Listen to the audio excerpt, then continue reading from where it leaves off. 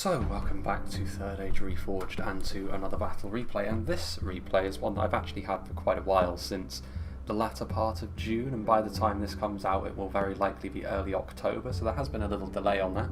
But that is mainly because this is a map much in the same vein as Thranduil's Halls that has been part of the game for quite a while. I've covered several times at this point, so I do need to spread out when I actually do them. But having said that, it has been a fairly long time since I did this one, certainly longer than the last time I showed off Moria, which is part of the reason why I'm going to be doing this one slightly in front of Moria. This is of course BUHR SAGATH, and we're going to be seeing another defence on this map today.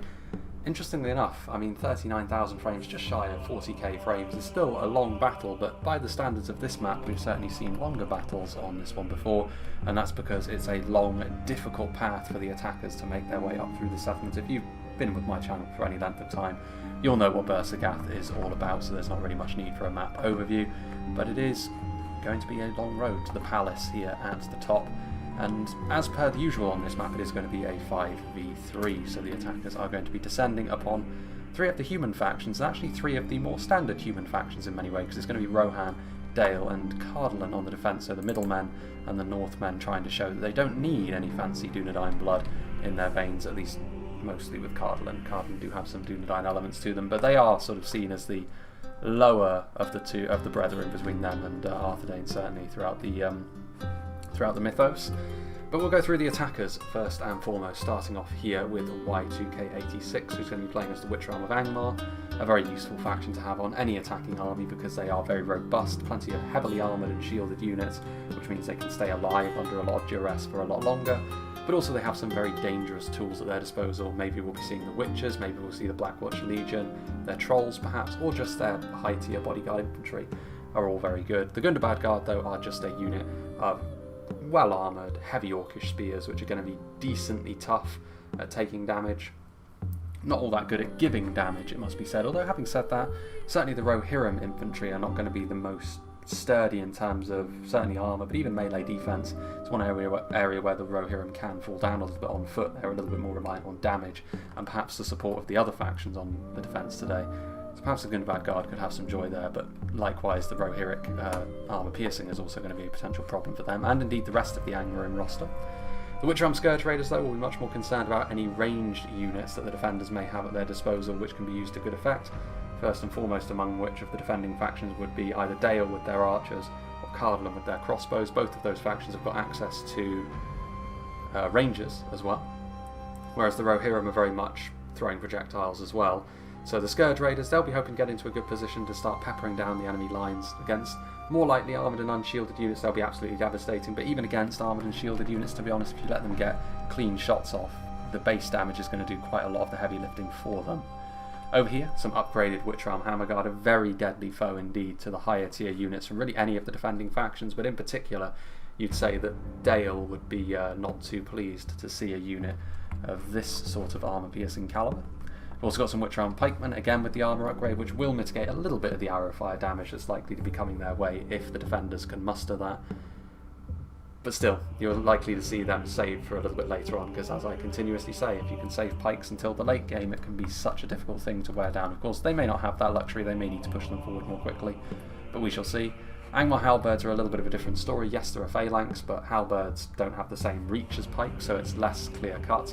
The armour piercing is nice, but obviously the Angmar halberds are significantly cheaper, and they'll feel able to utilise them a little bit more freely than the pikemen.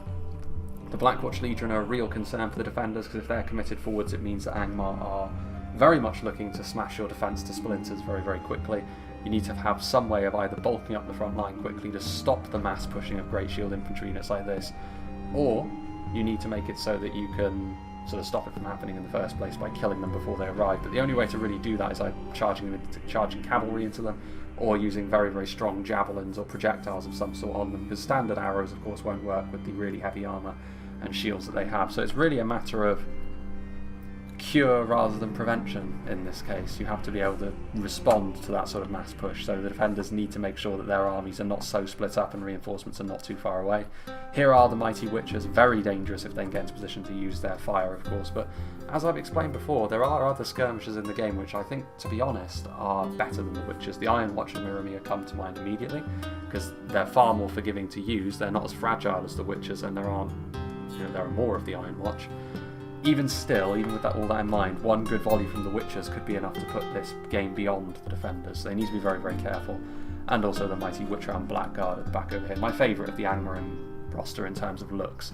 The homage they pay to the Witch King is pretty cool. Now then, we move on to Tweak, who's playing as Mordor today. He's got some orc fodder on the front line just to be pushed forward to, of course, be fodder. The Ballista is an interesting choice, but seeing as the elevation on BUHR is such that it's going to be quite difficult for the artillery to get the effectiveness that it may want, but it is also the sort of thing, it will make it so that the defenders can't simply sit out in the open. It may force the defenders to move a defensive position or to force them to come forward at some point. The possibility of that being the case is probably enough for Mordor to forego another unit of infantry to bring the Ballista, because they're going to have plenty of numbers on the attack anyway. There's plenty of units of orc maulers back here as well.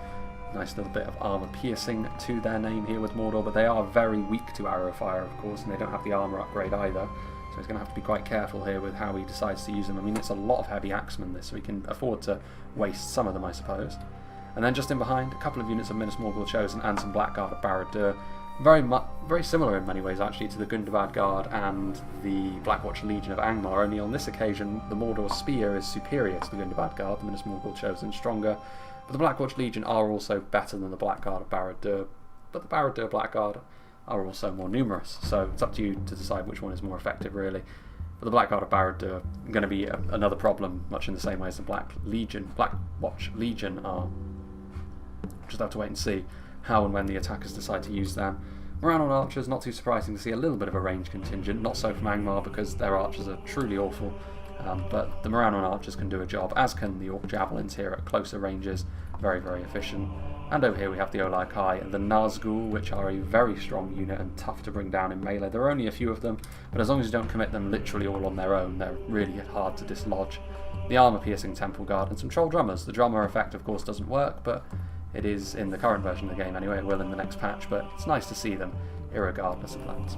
Then we have Lord Touchme playing as another orcish faction. We have Isengard here with Uruk-hai pikemen, very similar to the Witchround pikemen, only Isengard can bring them in greater numbers. We have some Trolls of the White Hand and some Nazkai that are visible, obviously very deadly. The Nazkai, the Trolls of the White Hand, very similar to the Olai-kai. The rest of the Isengard army hidden in and amongst the trees, which pop in randomly in BUHR because there's so many of them out here. They have this bug in Medieval 2 which means that this happens, albeit we never see this part of BUHR used for the actual battle itself, so it's never really proven to be a bit of any sort of issue. Moving rapidly on to Ord Malleus, who is playing as the Orcs of the Misty Mountains. He's got some White Uruk Fearmongers here, a very nice unit of Halberdiers. We've got some Goblin King's Bodyguards, some Drake Broodlings, which can be used as a mass pushing unit, as can the Cave Trolls. Not quite in the same way as the Great Shield Infantry you've already seen from Mordor and Angmar, but it's something else the defenders will need to respond to quickly, because it's the sort of thing which can start a cascade failure in your defence, which is certainly not what you want to see. And doubtless the Misty Mountains army is also going to be rather large in terms of the numbers that they're bringing to the field today, but once again most of them are going to be hidden in this part of the map, which you can conceal units in very easily. And the final orcish faction is going to be a second Isengard army, so the only orcish army that's going to be doubled up is Isengard, played by Davmere 333.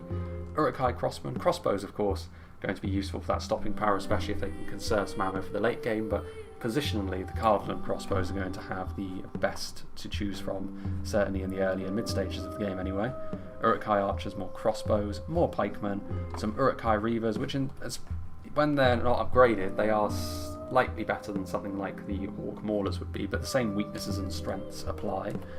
Champions of the White Hand, I mean, not the worst idea in the world to have at least one of your armies have some mounted units, especially anti-cavalry mounted units when you're talking about dealing with the Rohirrim on the defence, because there's always a chance they could go for a big sally out, which could be a bit of a problem if you aren't prepared for that. But I wouldn't recommend doing that as Rohan if you know that there is a hefty Isengard presence on the attack, because they can deal with cavalry pressure in this sort of situation better than most factions can. I mean, even stuff like these Uruk-hai Reavers, you can charge into them, yes, but if you stick around in melee for any length of time, which is likely if you're microing a lot of cav, those axes are going to start to wreak a bit of a heavy toll on your cavalry as well. Raiders and infantry as well to round off with the infantry. Speaking of which, we head over to the mountains to the player who sent me this replay all that time ago, which is going to be MG Mac. He's going to be playing as Rohan today. He's got some Helm's Hammers, which, when you've got a lot of money to spend, you're obviously going to bring the Helm's Hammers as Rohan, because it's the standout infantry unit, dedicated infantry unit anyway, because to my mind the Medicel Guard are the better all-round unit, because they offer those javelins at range, and then they're very strong in melee as well. The Shield Maidens of Rohan could be one of the key units in the battle today if they're positioned well. We've seen how savage axe throwers can be when they're used well, and if the defenders can utilise them well, it could be onto a real winner, because so many of the dangerous units that the attackers have today are unshielded. Stuff like the Witcher-on Pikemen, Uruk-hai Pikemen, White Uruk Fearmongers, these are all going to be really good targets for the Shield Maidens. Even cheap units like the Eastmark Spearmen, obviously they do have that javelin attack. It's not all that effective, but they're very cheap javelins, similar to Orc javelins, so you may as well utilise them in the same sort of way. The Red Shields of Erkenbrand, so a heavy horse arch unit which combines its effectiveness with the bow with the sword in melee. The only sort of cavalry I've seen though is the Champions of the White Hand, who will still have certainly the beating of the Red Shields, but there's more cavalry in the background, so it might not be such a simple task. The Westmark Infantry are Rohan's best bet of holding on to a front line with any sort of efficiency in this battle. They're on a similar sort of level, albeit in my opinion ever so slightly weaker than the Uruk-hai Infantry they're facing off against, because as you all know, I think that having better armour and better defensive values in that way is better for line infantry. The Westmark Infantry, perhaps the unit they actually bear most in common with, are the Serpent Guard from Harad, although the dismounted Serpent Guard can of course upgrade their armour, which mitigates a bit of that weakness. The unit of Westmark Spearmen, of course we have the Westmark Marshals. This is where Rohan can also stamp a bit of authority with their Axemen in melee. Some Riddermark Spearmen, some Riddermark Axemen, of course a Catapult in the defence, Helmingas and Riddermark Archers. So a fair few lower tier units, but that may be because they've also dipped in some cavalry. We've got some Arid of Aldberg, which are actually more basic lancers, it must be said. Riding with the red shields could be the way forward. Maybe a little bit unorthodox actually, maybe not what I was expecting from Rohan. I would have brought something slightly different, but having said that, it's actually quite a numerous army, so maybe that's what Rohan are going for. A bit of numbers and acting as a supporting role to Cardolan and Dale, who are going to be deployed within the settlement in two great big blocks. Starting off with Diego Rio Ramos, who's got some Lake Town pikemen. Basic pikes certainly, but definitely still worthwhile for holding these choke points with. There's Bardian Marksmen in there, the Barding Herd, which of course are fantastic as halberdiers. There's also some Blackshot Dragon Slayers in there. They can pick the right targets. I'm looking at the Nazgul, the Witchers, Witcher-on Blackguard, that sort of thing, and the sorts of the targets that those Wind Lancers need to be trained on. The Dalian Paladins, which in terms of unit type are going to be very similar to the Hammer Guard that we've already seen from Angmar. Very dangerous, especially to a lot of the more armour-centric Orcish factions that are going to be advancing. Angmar and Isengard in particular won't like seeing the sight of those great maces in full swing. There is also some dismounted Earls of Dale in there, which, again, not too surprising to go for the more high-quality unit of line infantry the Dale have at their disposal. Some Dalian Spearmen in there also, and elsewhere more Bardian Marksmen. Kind of hard to differentiate all the units they have when they're in a big blob like this. There's more Dalian Spearmen certainly, and maybe some Sword Masters of Esgaroth in there. It's kind of hard to tell when they have the armour upgrade, because they do have a tendency to blend in. But yeah, not too surprising what we're seeing here from Dale. There may very well be some Athala Rangers. I'd be extremely surprised if there wasn't. And finally, I mean, it's easy to see where all these armies are when they're in big blobs like this. We have Pejo, who's playing as Cardolan. Actually, the single most deadly cavalry unit that's on the field may actually belong to Cardolan here. The Royal Court of House Thorondor are very deadly, heavily armoured, high-tier lancers. As I said, they're going to need to be very careful of the Champions of the White Hand if they decide to sally out early, or they could be saved for later on and try and break out of the siege in a similar manner to how Theoden did at Helm's Deep. We'll have to wait and see how Pejo decides to use them. Minhiriath Men-at-Arms and Spearmen in great numbers just to try and bulk out the armies. Of course, there's the Sharpshooters with their the purple hue that they have on their tabards. Warns of Tir and Gorthad are in there. They stand out a little bit with their more ornate armour. Men-at-Arms Roman Gatekeepers also do. There's plenty of Greenway Garrison Footmen as well, so there's plenty of lower end pikes actually on the defence, which is going to make life a little bit trickier for the attackers to go in a wave based format. They may be better off just going for outright aggression, but I'll have to wait and see if that's the case at any point in this battle. There's not much else I can glean from this, but there are a couple of units up here. This is where he's elected to put his higher tier infantry. A couple of units of Dunedain captains with the armour upgrade, going to be very good at hoovering their way through those lightly armoured lower end orcs. But we also have the Tharbad Warhammers, which once again very similar to the Dalian Paladins and Witchram Hammerguard that we've already seen. So that's all we can glean from these army compositions. There will of course be a bit of a cut. I don't know how much of one, because it might be that we see the Cardolan and Rohirric cavalry sally forth to try and meet the attackers in the open field before the main battle gets underway, in which case this might be a bit of a shortcut indeed. But if not, then we'll just wait until the attacking armies are actually entering the settlement itself. But yeah, I'll make a cut and we'll rejoin when the battle is beginning. So I honestly have no idea how this cavalry is necessarily going to be used, but the orc fellas are going to intercept them regardless. I assume what they were going to try and do is get into the backfield and hide in and amongst the massive palm trees back there, which of course units can hide in. But they need to be really careful here. I mean, they just about managed to squeeze past both Y2K and Tweak's armies there, but they lost a few unit models. It is something worth bearing in mind for the attackers though. This is a unit that may very well rear its, from their perspective, ugly heads. Later on in the battle, a few volleys of arrows also coming in here. But yeah, I mean, I don't know if the Arid of Eldberg are necessarily going to be allowed to hide. The Barrow Wights also following in, another unit that was hidden from Angmar. Isengard also coming down here as well, but this is probably just going to be a bit of a flyover of a return to action for the time being, because I cannot imagine that the Arid of Eldberg are going to be utilised immediately, although they might be. The Barrow Wights are completely exposed, and one way that you can deal with them is by cycle charging into them. They're of course very, very slow, very tanky, but a charge is going to be able to knock off quite a lot of that survivability that they have. They're also a very lightweight unit, so the charge is going to penetrate quite deeply into them, but there also comes some throwing axes as well from the Witchram Scourge Raiders trying to cover the Barrow Wights as they retreat. Honestly, if I were the Rohirrim, I would think that this is actually a worthwhile trade.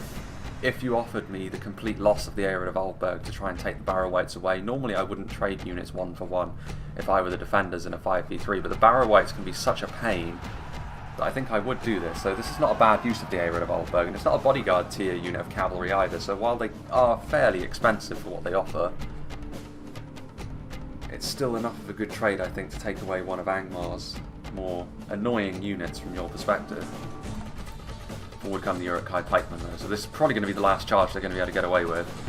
The Lancers come down again. A few more unit models do tumble. This is going to bloody them up sufficiently as well to the point where they won't be quite as tanky as they would have been.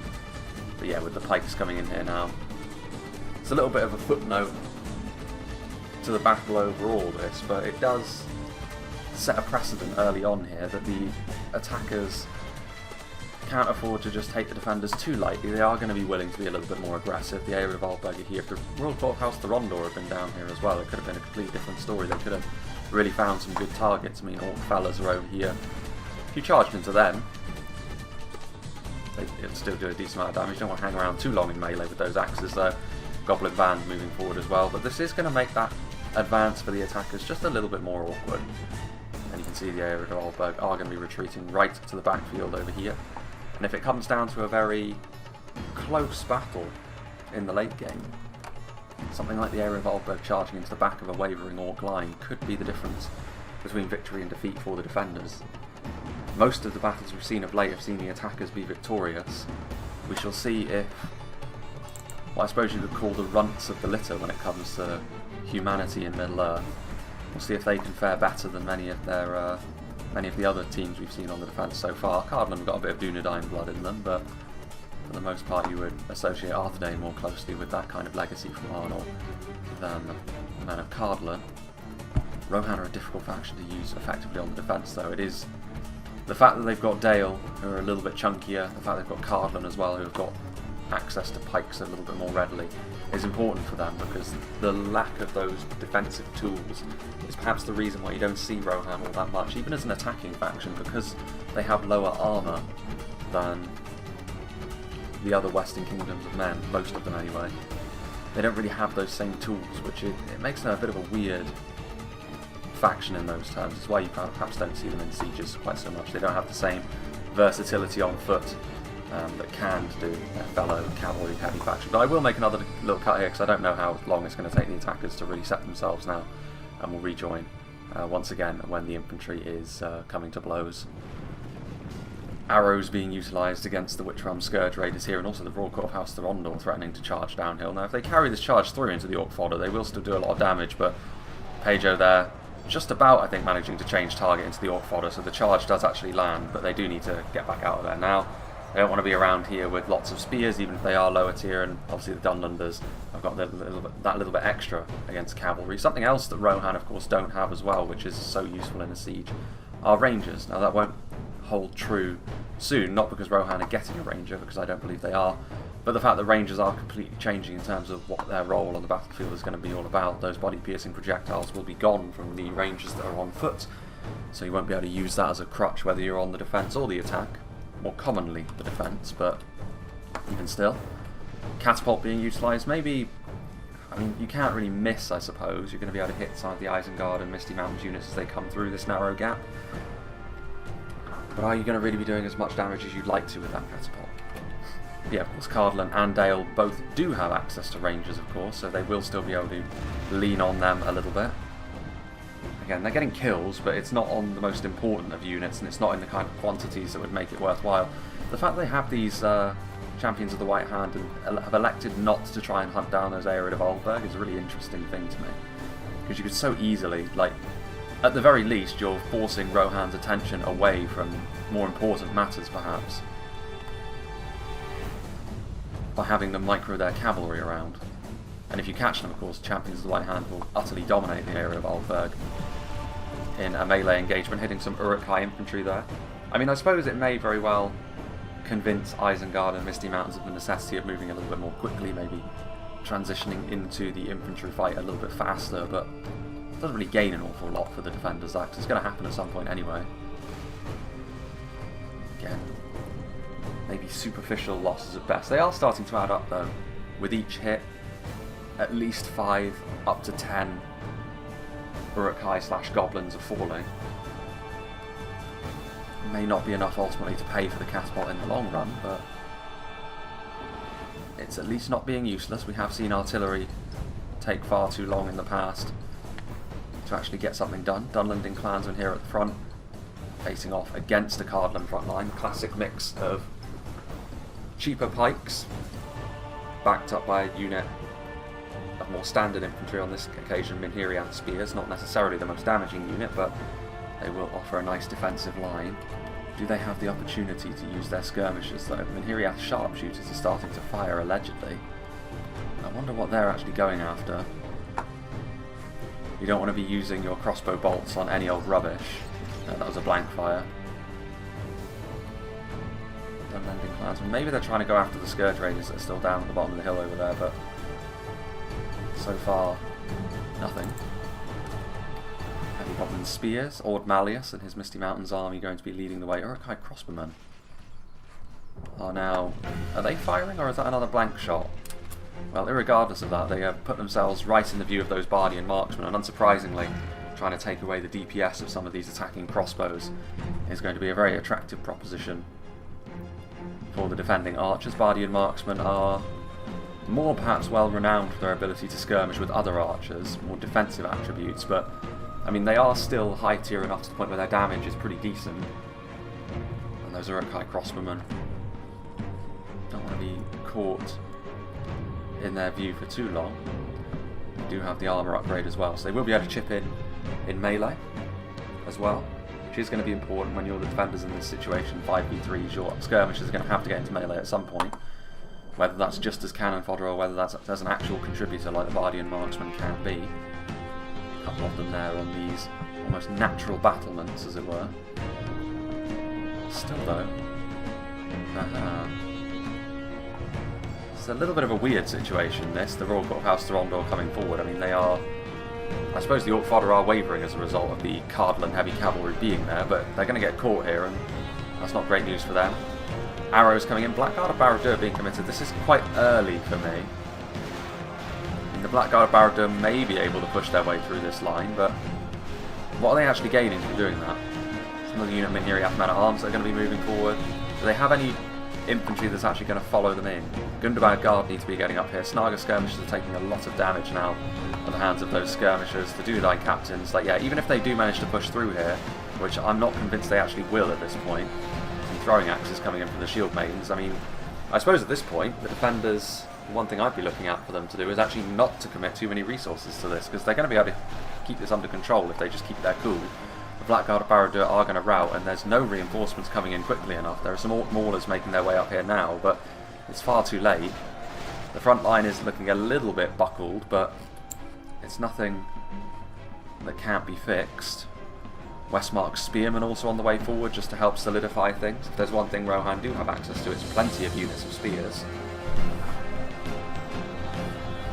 I'm really not sure what Pedro is doing with his Royal Courthouse Thorondor, though. I mean, if he's trying to break out Rohirrim style and cause a bit of routing, that's one thing, I suppose, but he really needs to be careful not to utterly waste this unit of cavalry, because this is the sort of tactic which could be really effective later on. It's only going to be effective if you have enough of this cavalry left to actually have an effective mass. Another unit of Orc Maulers coming forward, so all of those heavy axemen that Tweak has brought are being committed fairly early, which is not too surprising, but they're also going to do really badly with the attention of all of these skirmishers shooting into them. Orc Maulers, especially without that armour upgrade, are going to be very, very fragile to arrow fire. The battle well and truly underway. The Blackguard of Barad-dûr being stopped dead in their tracks, a little bit too early for them to be committed. Don't know where those Gundabad Guard went. There's Minas Morgul chosen though, just as good, if not slightly better. The Rohirrim now also getting involved. The Orc Maulers, it's said victory is a distinct possibility for a little while there. The initial damage, however, is going to be wearing off. A few throwing axes coming in here as well. I mean, you're going to do a lot of damage, but it's to relatively low-end units, so we shall wait and see if this proves to be worthwhile. Snaga archers getting into position, trying to counter-skirmish into the enemy. I mean, just flinging some arrows downrange, trying to kill what they can, put some pressure on the defenders is the best you can hope for from an archer like this. That unit of Minas Morgul chosen retreating, I would assume, because crossbows are giving them a bit of close attention. And Gundabad Guard also on the way forward. Obviously the troll drummers don't actually work in this patch of the game. The morale boosting effects, none of them do. But they look cool. And this is how you're supposed to use them after all. Routing would be less of a concern with the troll drummers in such a position. But for aesthetic purposes only in this version of the game. Heavy Goblin Spears are going to be moving forward. Over here, going to be a combination of Dale and Rohan that are going to be holding the initial front lines. The Riddermark Spears out a little bit further in front of the combined arms front line that Dale have got going on. The Red Shields of Erkenbrand are also over here. Can be used as more traditional archers in the initial stages before perhaps being used in a similar manner that the Royal Courthouse Thorondor were over on this side. Olag High threatening to come forward, so Tweak has been pretty incredibly aggressive so far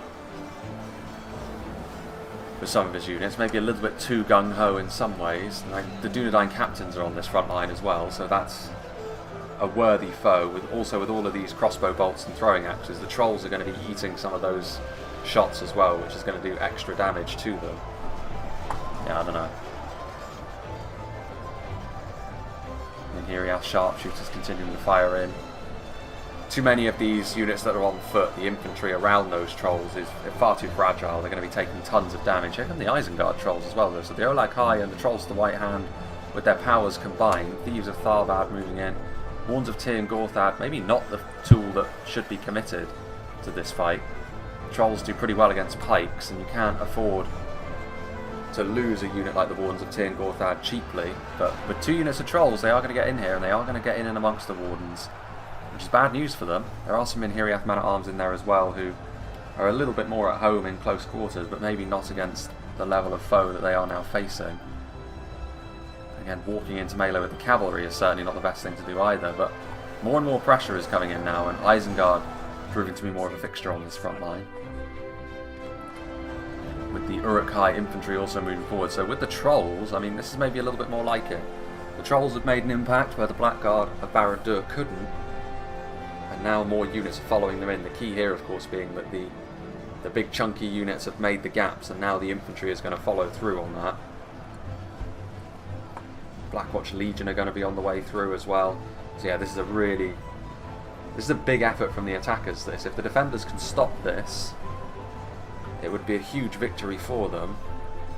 Ooh, the witches are coming in here as well. That's actually probably a bit of friendly fire in there though as well. Like, this is the problem. The witches, do they have the angle necessary? I mean, they could end up grilling their own trolls, which they are. I mean, they're hitting the enemy as well, but they're going through their own men to get there. And the problem with doing this is quite a few of these units may end up routing if you so much as touch them with the witches, which is happening in some situations. Duneline captains are routing.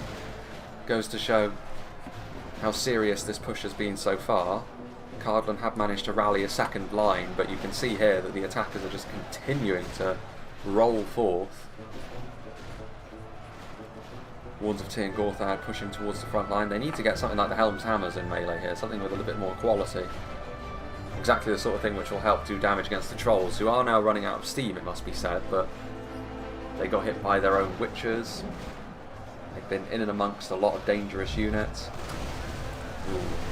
The catapult, this is a perfect opportunity to use a bit of artillery. Rohan, who used their catapult a little bit more frivolously earlier on, but now a good opportunity to not only do some physical damage, but also some mental damage, get some routing going on, which is certainly going to happen among the lower tier of units that are over here. Helmingast that are out of ammunition, committed to melee, not too dissimilar perhaps to the Bardian Marksmen, in that they are intended to be a makeshift line infantry unit when out of ammunition. The Minhiria sharpshooters certainly are, with those maces they wield. Ooh, that is a bit of friendly fire. A lot of friendly fire, in fact. I mean, it's worth doing. You have to shoot into this blob at this point. And the Blackwatch Legion are ultimately going to be stopped dead in their tracks as well. So they did manage to push through that first line, but Cardolan and Rohan together have managed to salvage the situation. The artillery and the skirmishers backing them up have helped them out as well, and they've managed to hold on. The first engagement's happening over here as well. Isengard and the Misty Mountains moving in. Dunlending veterans trying to push through the lines. I'm not sure why, per se. They're just going to get butchered, especially by those Barding Herd. With those Bardishas that they wield. That chainmail is not going to save them from the damage that that does to them. Snaga skirmishers being attacked by the Shield Maidens. I mean, that's not really the kind of foe that the Shield Maidens would want to be spending their ammunition on, but it's going to make the Snaga skirmishers unable to utilise their ammunition. But I'd be happy with this fight with the Misty Mountains. Shield Maidens are a far more important unit to the defenders than the Snaga skirmishers are to the attackers. Money-wise, you're making a gain there as well. The Shield Maidens are not so good in melee that you can just bin off their ammunition and say, well, at least they're going to be good in melee, because they're highly average. Goblin Infantry with the armour upgrade coming over here. A good amount of pressure being brought down on this front line now. Lots of ammunition being utilised all across the field now. Bardian Marksmen, Riddermark Archers firing into this front line. A lot of this is still relatively light units of line infantry as well, so all of these arrows are going to be racking up a pretty decent kill count. And you can see now the Shield Maidens may very well be out of ammunition already. I mean, they're not terrible in melee by any means, but they're not so good that it makes up for using all of their ammunition on a unit of Snaga, which are not exactly the best of units. Very similar to the Orc Javelins. I mean, if you let them do their thing and do damage, that would be very bad for you, but you'd be much better off using something like the Riddermark Archers to go after a unit like that rather than the very important Shield Maidens. Javelins and crossbows still being used. Oh, there are the Witchers. Again, going through their own men, but on this occasion they did mostly hit defenders. But Javelins coming in. Thieves of Tharbad. The Eastmark Spear is not the strongest of Javelins by any means. Oof, look at that. The Witchers must be low on ammunition now. I mean, to be fair, Thieves of Tharbad, they're a dangerous unit, but I don't think Pedro will be too devastated that the Witchers are using some of the dregs of their ammunition on a singular unit rather than a full front line. A combination of the Eastmark Javelins and more of the Cardolan crossbow bolts is still doing a lot of damage to the attackers as they try to push forward as well. You can see some of the more depleted units of Uruk-hai infantry are actually routing as a result of all of this as well. Minas Morgul chosen, so a lot of damage has been done to the attackers here. They've really paid for the ground that they've made, which, when you consider that, what is that? 50 to 100 metres. All that devastation has been wrought. But this is what being the attackers are all about, especially when you've got 5 Orc factions attacking. It's always going to be a fairly costly affair, no matter how you slice it. Forward comes some Gundabad Guard. Angmar joining in. Trying to continue this slow forward momentum that the attackers have, and again they're going to try and push. We've seen 2 Great Shield infantry units fail in their attempt to completely destroy and dismantle the defensive front line, but now this unit of Blackguard of Barad-dûr has the best chance of making an impact because they're running a little bit lower on reinforcements for these front lines now, the defenders, and what they do have is fairly depleted. Royal Court of House Thorondor are going to try and charge in, but their own units are kind of in the way. Same principle applies though. Do they have infantry following them in? They do. Plenty of Orc fellas and Uruk-hai are coming forward to follow the Blackguard in, so that's good teamwork from the attackers. The Royal Court of House Thorondor will be trying to charge in, trying to keep this situation under control as best as they possibly can. But a decision needs to be made now. Are they going to abandon this front line, or are they going to try and reinforce it? Because if the attackers play their cards right, this front line is now compromised. Attacking archers going into the Thieves of Tharbad still. Blackguard of Barad-dûr causing chaos on the front line. They are going to reinforce. Tharbad Warhammers are not the sort of unit that you commit to a situation lightly. I mean, that is surely going to be enough to cause real problems for the Blackguard. Thieves of Tharbad being in melee will be as well. Forward come the Helm's Hammers. So yeah, 2 really heavy hitting infantry units are going to come forward to try and salvage this situation. All of them, that is, again, brutal catapult shots. I mean, at this point you may as well. This front line is in real danger of falling apart, so that is a big rout from the attackers as well. It's been a really bruising encounter for both sides so far. It's hard to tell who's come out of it better. Those catapult shots have been really, really devastating though. Meanwhile over here, the front line where Dale are certainly taking more of a lead. Lake Town pikemen being added to the front line as well now. Bardian marksmen that are out of ammunition, drawing their swords and getting stuck into. A little bit more of a presence on the front line from the attackers now with Blackback Mountain Berserkers. Here come the Drake Broodlings. Can they push their way through this line before those pikes and barding herdsmen kill them off? It doesn't look like it. Those Drake Broodlings are falling, like dropping like flies, trying to batter through the front line. But we saw in Horton's scenario that was somewhat recent, about a month ago, the Drake Broodlings used to devastating effect. Here you see the other side of the Drake Broodlings not able to gain any sort of purchase on the front line and ultimately being killed off by spears, pikes and halberds with relative ease. Not good news for the attackers. Arrows still being used. Uruk-hai archers, heavy goblin crossbows having to retreat because of all of the arrows that are coming in. Mountain Uruk host being added to the front line. That's a little bit more of a solid unit to have there. Meanwhile, what is going on this front line? They have managed to stabilise by the looks of things. Westmark infantry being committed forward alongside the Helm's Hammers. Rohan propping up the ever decreasing number of middlemen that are on this front line. Uruk-hai pikemen being committed forward now as well. I mean, the torrent of crossbow bolts, arrows and javelins that are on this side of the field is thinning out a little bit, so it's a little bit more understandable that the attackers are going to try and utilise something like the Uruk-hai pikemen now. The only unit of pikes on the field that are stronger than they are the Wardens of Tir Gorthad, and they have already been heavily depleted. You can see, I think the only ones that are left over here, 35, so the pike advantage is almost certainly going to be held by the attackers now. So the defenders are going to need to try and use skirmishers to bring them down, or just push into the side of their formation as the Helm's Hammers seem to be doing. They do have great shields, but you can't really term them as great shield infantry because you don't see them pushing like this all that often. But here they are. They're going to need some support unless they get too overextended here.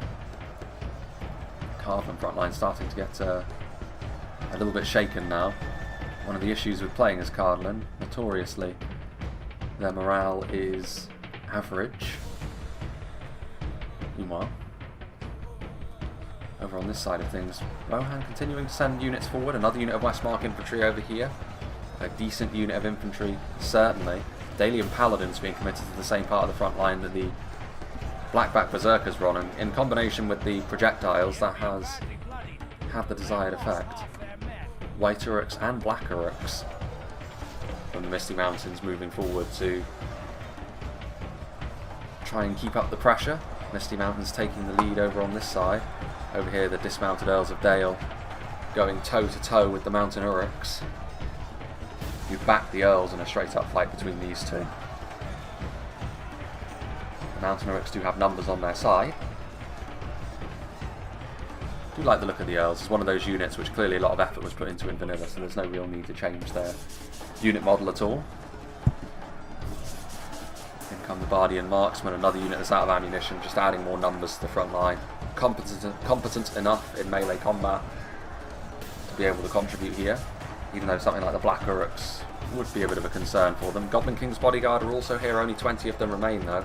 Much more of a run-of-the-mill kind of bodyguard unit, more defensive, so safer to put your general's bodyguard in, or put your general in, and there he is, close to the front line. At least the Misty Mountains general stands out. Lots of arrows being used, and they can hit the Uruk-hai archers, they can hit the heavy goblin crossbows, they're going to hit something at the very least, so it's worthwhile. More Uruk-hai crossbows as well, so really trying to use those crossbows of the attackers. Crossbows and pikes, pike and shot, might be how they win this battle, but that's only going to be useful if they can get into a really set engagement and if their crossbows have got the angle that they can use to good effect. White Uruk Fearmonger's victory seems certain. I find that kind of hard to believe considering the level of opposition they're facing here. The Westmark infantry still look nice and healthy, there's more Lake Town pikes on the way in, and the more they push into the enemy lines like this, the more their formation is going to be a little bit compromised.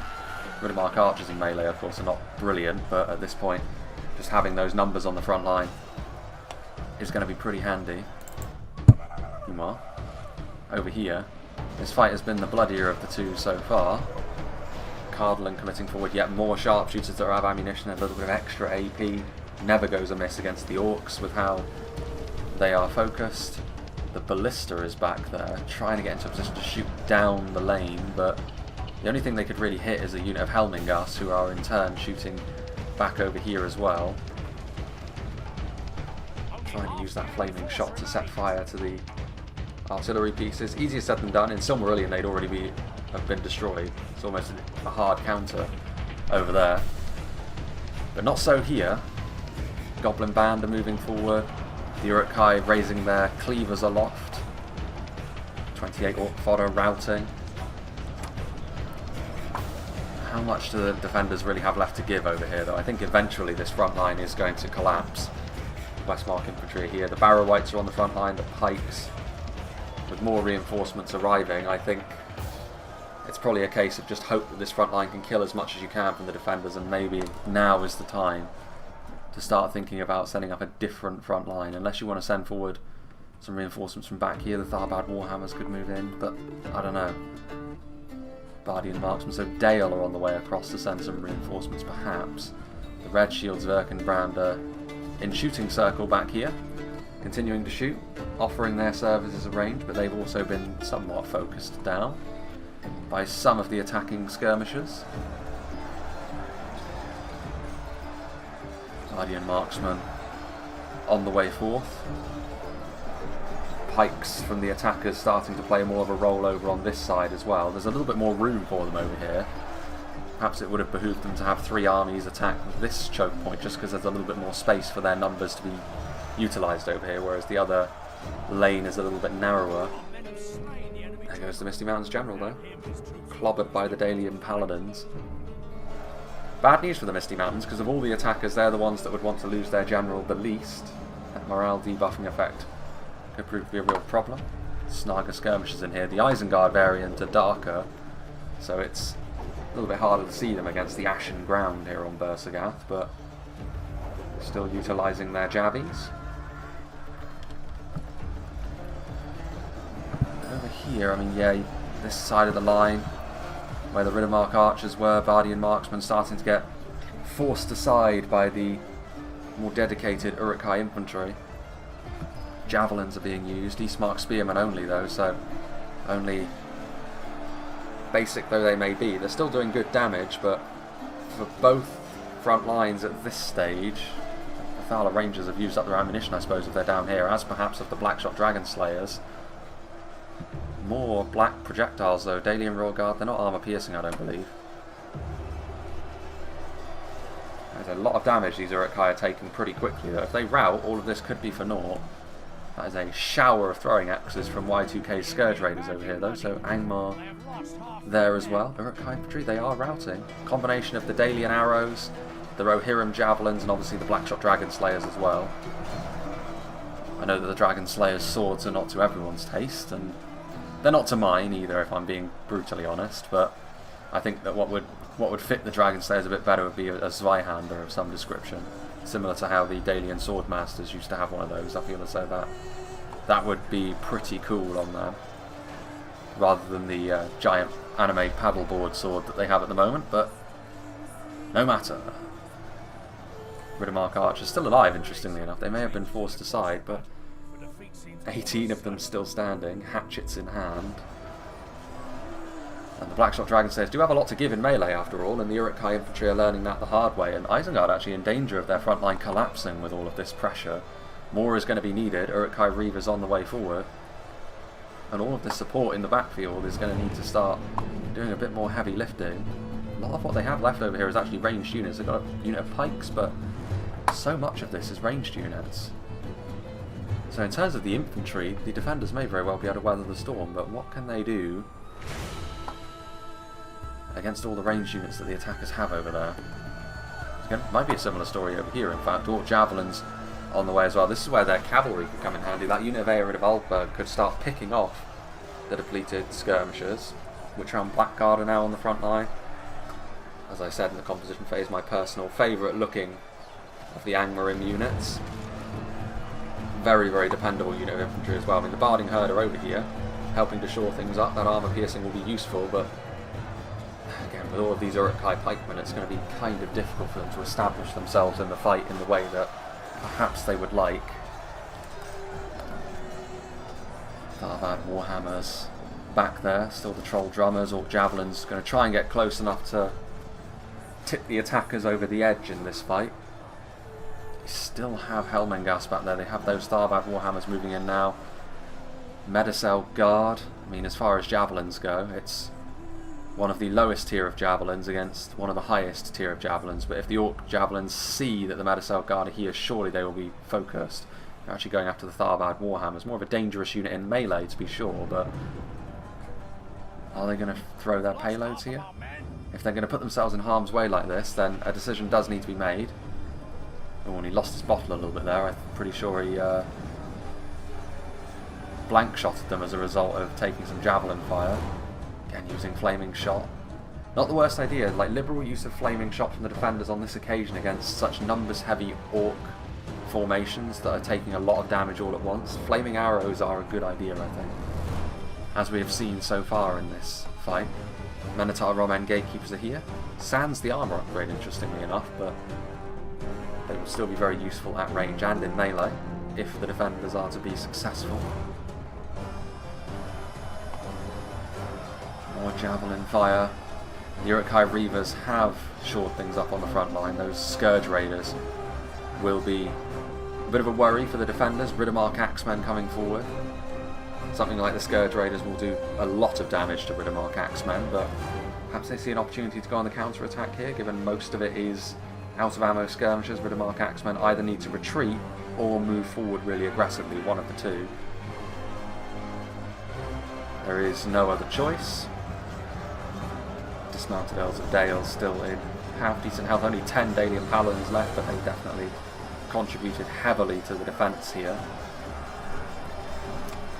This might be the last throw of the dice for the attackers here, though, because I think the last of their infantry is being committed forward now. What has returned from routing?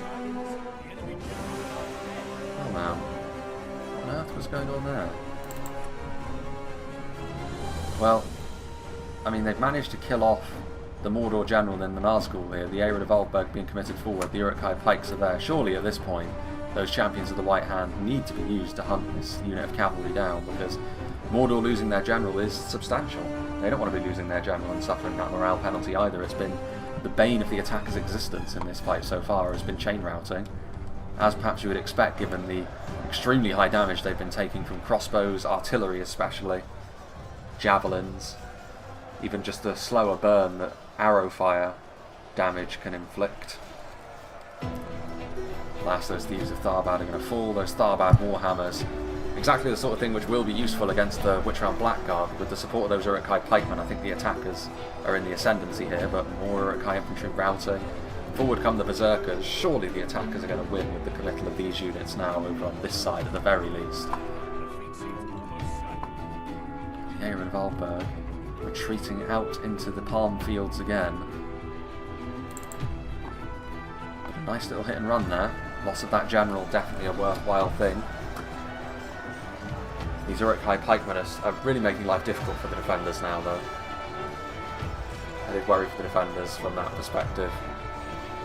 Earlier in the fight, Scourge Raiders might be out of ammunition, but they do have something to give in melee as well, and this unit of Scourge Raiders is already proving that, getting into the backfield, going after the exposed Dalian flank. Could we be seeing the attackers finally push through these initial defences now? What do the defenders actually have left in reserve, would be my question, because they poured a lot of themselves into this fight. Dalian Royal Guard will be continuing to shoot with what they can. They pull out their swords now. They're going to have to retreat because that is the whistle of crossbow bolts. Witchround Scourge Raiders actually getting into the red shield, so the red shield's going to need to get out of there because they never got a charge off.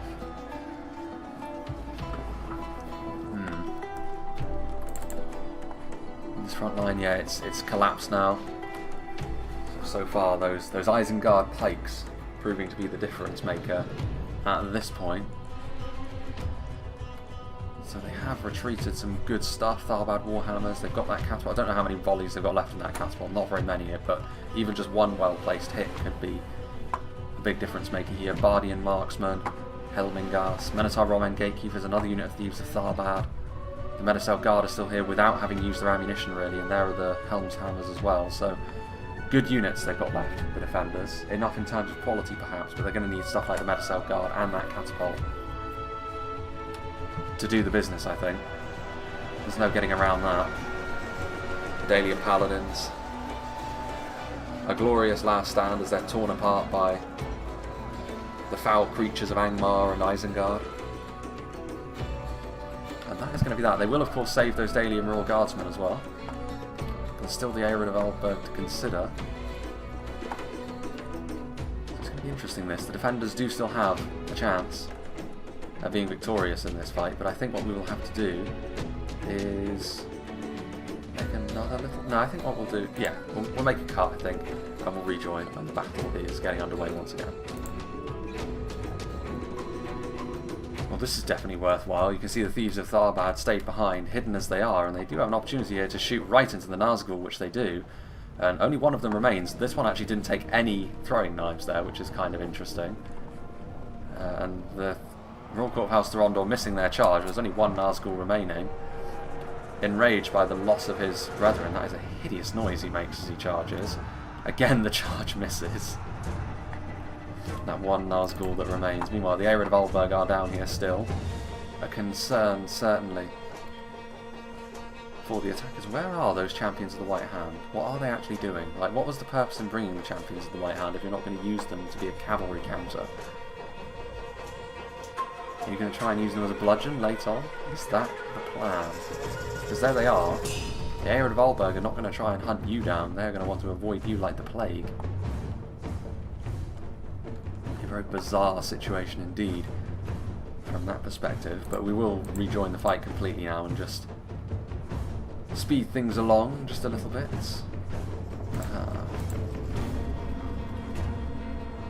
Scourge Raiders, just taking stock of what the attackers still have left. Like I said, they had a lot of ranged units, which actually, in a situation like this, could be exactly what they need, because the defenders have backed themselves up.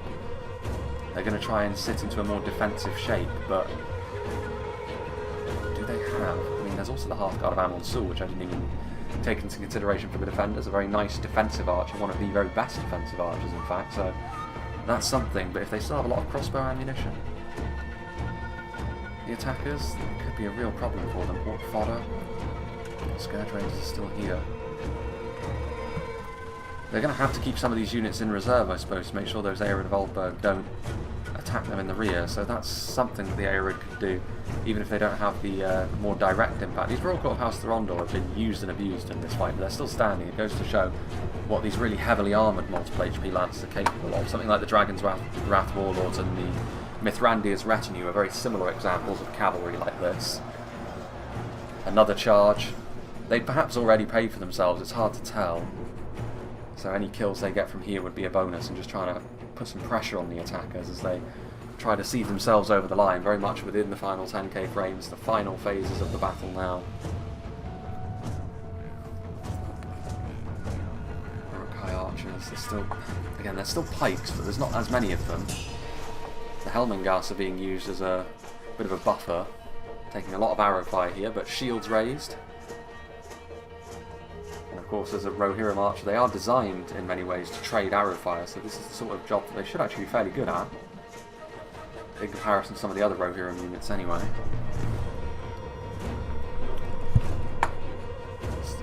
Pretty large amount of strength over here. Tharbad Warhammers, Helm's Hammers, Medicel Guard, a lot of armor piercing involved there as well. Forward come the Witch Realm Scourge Raiders, trying to apply a bit of pressure in melee. There's not enough of them, I think, to defeat the Helmengas though.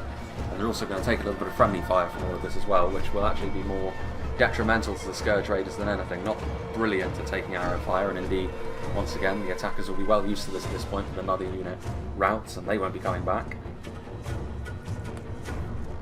Forward come the Halberds. Is this going to be the moment where the attackers go all in?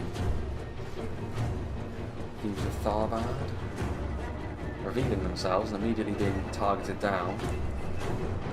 Nice hits there from the throwing daggers, killing off some of the Angmar halberds. Interesting to see Angmar halberds actually still alive at this later stage in proceedings.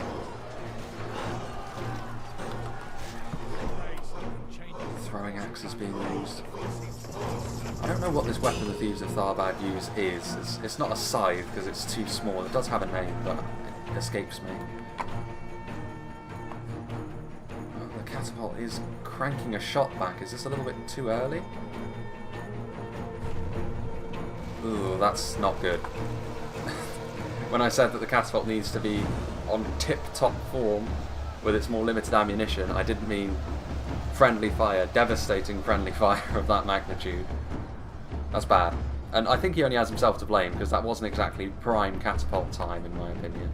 You want to be moving your catapult so that it's not going to be shooting right through the back of your own men. You definitely don't want to be doing it now. Bardian Marksman and Menotar Romen Gatekeepers being added to the front line now as well. Halberd to Halberd, but the Angmar Pikemen as well, the Witch Realm Pikemen moving forward, which is going to act as a really good countermeasure to the Gatekeepers, who actually do have the full plate armor upgrade. I do apologise. Guardian Marksman also coming down, so more of a committal happening from both sides now. Again, not really devastating hits, but at least they're hitting the right army this time. What's going on here? Scourge Raiders are routing. This is going to be it for the area of Oldberg then. They're going to commit themselves. They're going to try and make the dream work.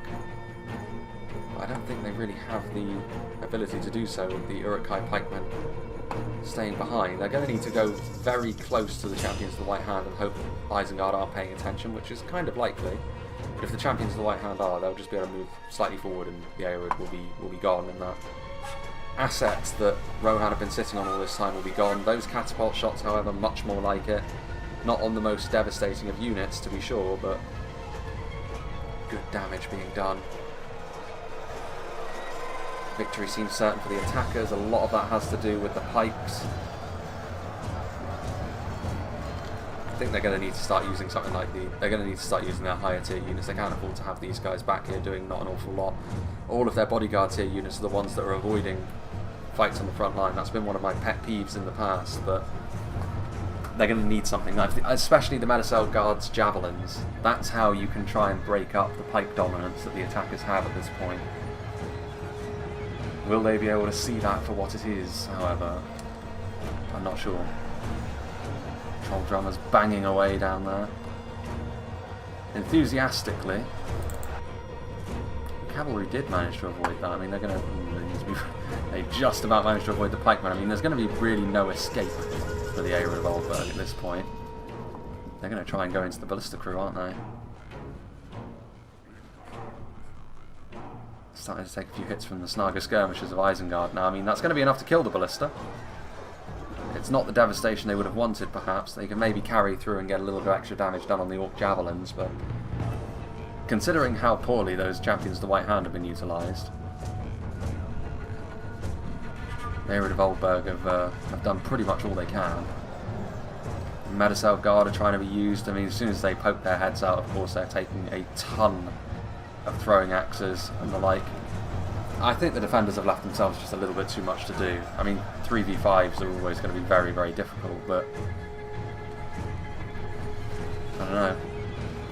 Medicel Guard, they need to do something here. They're standing there with their javelins held aloft, but the DPS on them is just not enough at this point.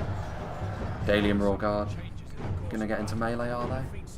I think we might be seeing another attacking victory in the making here, which I'm sure people are going to be complaining about in the comments again. I'm sort of preempting this because I've managed to get myself back to having a month's worth of stuff saved up, but with all these attacker victories one after the other, I would imagine that people are moaning and complaining at me in the comments. There's nothing I can do about that, so I don't know what to tell you. The defenders might still be able to pull this off, but I kind of doubt it. I think all of the skirmish dominance that the attackers have managed to maintain in this fight, they don't necessarily have the infantry dominance at this point, which is kind of interesting. It's usually the other way around in the siege, where it is what they have left in terms of strength in melee that sees them over the line. But the fact that the defenders have pulled back to their last stand, they're effectively like fish in a barrel at this point that can be shot by all of the ammunition that the attackers still have at their disposal. Our Roman gatekeepers doing their best. Also, the defenders' reluctance at this point to commit their elite infantry. I know that they're just going to end up getting shot, but you may as well. Like, at this point, the only thing you have is a Hail Mary to try and use your superior infantry strength to try and smash through everything. I mean, yes, you're going to end up being right on the front of all of these pikemen that Isengard is still committing forward. They've been a little bit unfortunate with the catapult as well, but catapults and artillery in general are not the sort of thing you can hang your hat on. You can't base your entire hope of victory upon your artillery doing well, because that's all going to end in tears for you, unfortunately. Well, what's left of the Royal Court of House Thorondor, surely at this point it's going to be the end for them. Right in and amongst the ranks of the enemy. Still getting kills. They've really showcased themselves to be a very effective unit of cavalry in this fight, at least at staying alive.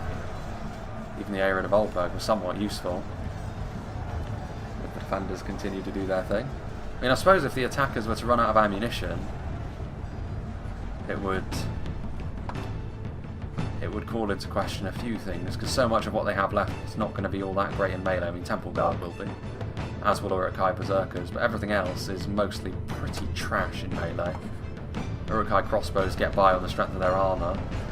There's another volley from the Witches. I'm sure that will make people really happy in the comments as well, that the Witches have been used and they've got kills.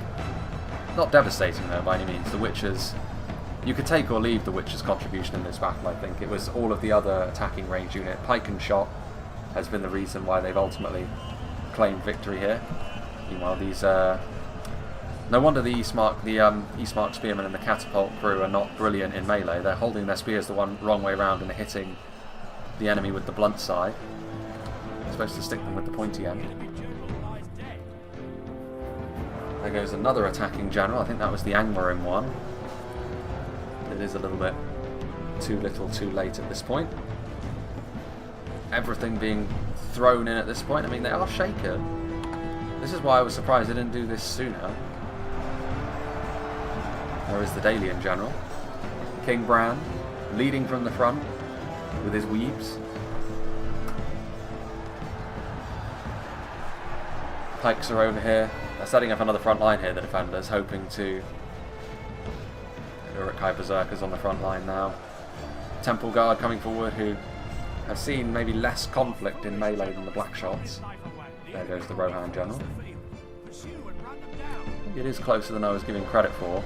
I mean, it is going to... I think it will end up, based on the quality the defenders have in melee, it will end up to be within 10%, but it will be another attacker victory. Javelins and crossbows. I've seen SAGATH go every which way in the past. It does... It's not a settlement where the battles are going to be particularly different each time. We have seen defenders win, we've seen attackers win. This time though, it's going to be more orc domination. They'll climb to the top and claim the palace for themselves. Could be as well that mean, it's very difficult in a situation like this. With all the mass pushing units, I didn't really notice much going on from Rangers. I don't even think Cardolan brought a unit of Dunedain Rangers, which is a pretty glaring omission if that's the case. The Athala Rangers were brought, so I'll give Dale the benefit of the doubt and assume they did do a lot of damage to the Misty Mountains, who at this point are not really much of a fixture other than a couple of units of depleted crossbows. Ord Malleus taking on the role of punching bag, as Orcs of the Misty Mountains very often do.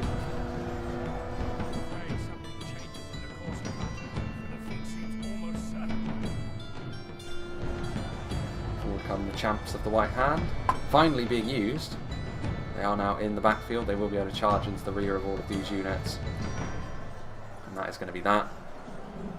Gatekeepers still standing just about. They're going to claim the palace for themselves.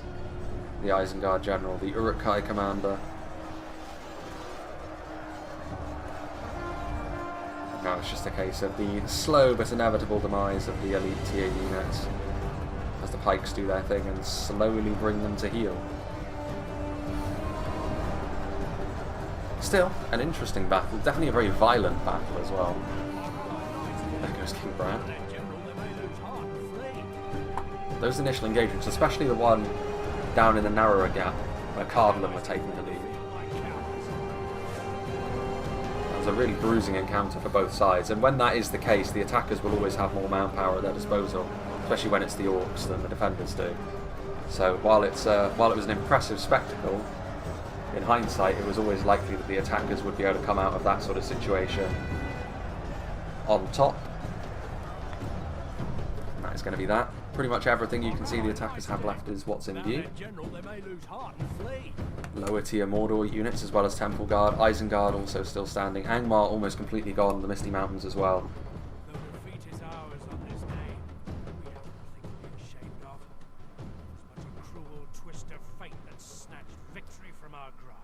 I think the attackers, good value for money there for their win. They used their infantry very aggressively, and in the end, as I said, kind of different to what you would normally expect. Instead of infantry strength in the late game that saw them over the line, it was the fact they simply had all of their ranged power still left to them. Very, very nice indeed. As for the defenders, what could they have done differently? I guess it just comes down to skirmisher management. If Cardolan didn't bring Dunedain Rangers again, based on the current meta of the game, you need to. I am interested to see how it affects the balance of things going into the new patch when Rangers lose that ability, because I agree it should be gone. It's too much of a crutch. It makes Rangers a must bring, and I don't think that should necessarily be the case, but with the different balancing in the upcoming new patch, I will be interested to see how 3v5s like this go, because you can see the price of not having Rangers in two of the defensive armies here from Cardolan and obviously Rohan, who don't have access to that sort of thing, is key. Rohan, I think certainly we saw examples of them being a bit too frivolous with their ammunition. Their catapult was used early on, not too effectively. We saw some really good hits from the catapult in the mid game, and then in the late game obviously they got a bit more friendly fire and some misses as well. So if that had been a little bit different, that could have made a big difference. Also, their shield maidens were going after stuff that really wasn't worthwhile. Low tier orcs, snugger skirmishers, not what you need your shield maidens to be going after at all. Better examples of how to use axe throwers actually from the attackers here with the Scourge Raiders that Y2K had. Nonetheless, let's see what did the damage actually for Rohan on that note. Helm's Hammers, 2 units of them, 1 unit doing very well, the other not so much, but that was in the late game when the battle was already more than lost. Medicel Guard, not too bad actually considering the attention that they were gaining in the late game. 150 kills is not terrible. Shield Main's got a good kill count, but like I said, it was on units that weren't really worthy of their station.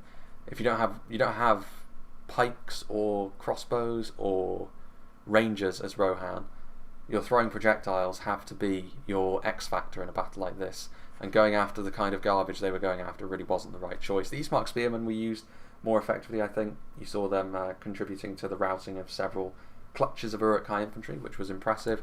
The Westmark infantry maybe not doing all that well. They were good for holding the line, but ultimately not so much in the end. Aerod of Oldburg, those initial charges onto the Barrow-wights were effective, but in the end you have to say, for the price, it probably wasn't worthwhile to bring the Aerod of Oldburg. And that is the problem that this type of cavalry has. And in a siege like this, it's always going to be relatively easy for the attackers to marshal that. As soon as it got away from the more open area in the palm fields, the attackers, all they really needed to do was place a unit of pikes behind them, as they did on certain occasions, and that was that. I mean, you could say that they were quite lucky to actually pick off that ballista crew in the end, but it didn't really help them much by that point. 553 kills on the catapult. It goes to show how effective some of those shots in the mid-game were, considering the initial shots and the later shots weren't very good at all. Helmingast did well, as did the Riddermark archers. Archers are always going to be a really important factor for the defenders, and even more basic archers like the ones Rohan traffic in are going to be effective here. So yeah, that is that, I think. The defenders just needed to use their skirmish ammunition a little bit better. Slight tweaks to their, to the choice of targets from their ranged units, and also to their army compositions, I would say. And that would have been enough to make up the 10 or so % that the attackers won this battle by in the end, because it is risky for the attackers to have not really much left in terms of quality in the late game when it comes to their melee power, I should say. They have plenty in terms of ranged, but really it was just Temple Guard and Uruk-hai Berserkers that they had as far as higher tier units goes. If it came down to a pure slugfest late on, the defenders could still have won that based on quality alone. So pikes as well. I think that pike and shot was the reason why the attackers won this, and they executed that very well throughout the battle, especially towards the end. So yeah, big thank you to MG Mac for sending this one in. I know it was way back in June that you sent it to me, but better late than never. It's just about the right time, I think, to revisit BUHR. And a big thank you to all of the players that were part of this battle replay as well. As I said, the next thing coming up directly after this is quite likely to be a channel update. I think this is going to be coming out on the Wednesday when I'm quite likely to be coming back from the trip. I think I'll be getting back on the Wednesday. Obviously I won't have time to record anything then, so this one will be coming out then. And I think on Saturday, which is Saturday the 17th of October, 16th, 17th or 18th, one of the three, I'll be doing a live stream channel update, just to let people know where everything stands. Following on from that, I've got a couple of sieges that I still need to do in my backlog, which I'm going to be doing, because I have booked some time off. Obviously after a month away I'll need some time off, and I'll be doing a couple of sieges in that time off as well, which I already have on the back burner. One's on Moria, one's on Helm's Deep, so two very, very iconic maps that hopefully matches as well. So that'll be on the that'll be sort of what I have in the tank for when I get back. So effectively, for 1.5 weeks when I get back, I've got my content sorted. But at that point, I've pretty much cleared my backlog from my perspective. So I will be hoping that during the time I'm away, I'll be getting a few more replays to do. But as I've also mentioned, which I'll be going into a little bit more detail on in the live stream channel update, I'll be hoping to do the initial explorations into a bit of Rise of Mordor as well. I think the time has finally come from that perspective. Even on my current hardware, I can at least do stuff like the top 10s, faction overviews, that sort of thing. But more on that in the channel update, like I said. Once again, big thank you to Mac and all the players. Hope you enjoyed this, and I hope you'll join me for whatever is next.